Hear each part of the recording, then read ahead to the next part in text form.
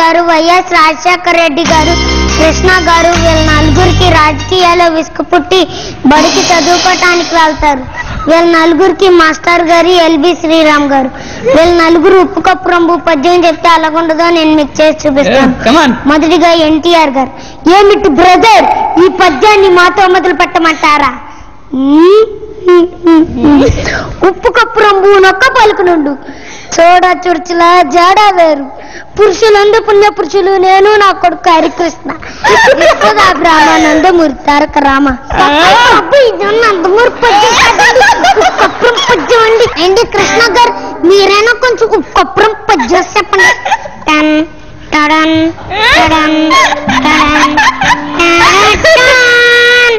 టడన్ ఉప్పు కప్పు రంబు నొక్క పలుకునుండు, చూడ చుర్చుల జాడ వేరు, పురుషులందు పుణ్య పురుషులు నేను నా కొడుకు మహేష్ బాబు, యశోదా బ్రాహ్మ విదే నిర్మలైన బ్రాహ్మ. ఏంటి మాజీ ముఖ్యమంత్రి చంద్రబాబు నాయుడు గారు, మీరైనా కొంచెం ఉప్పు కప్పురం పద్యం చెప్పండి.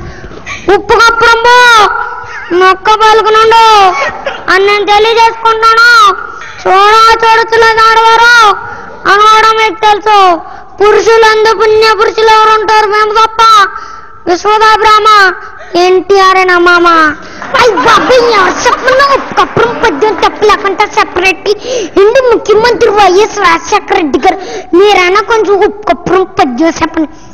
అయ్యా అయ్యా వేమనా, ఉప్పు కప్పురంబు మొక్క పలుకునుండు, చూడా చుడుచుల జాడ వేరియా, ఏబిసిడి నందు వైఎస్ వేరియా, యశోదా బ్రాహ్మ, చంద్రబాబుదే పెద్ద డ్రామా.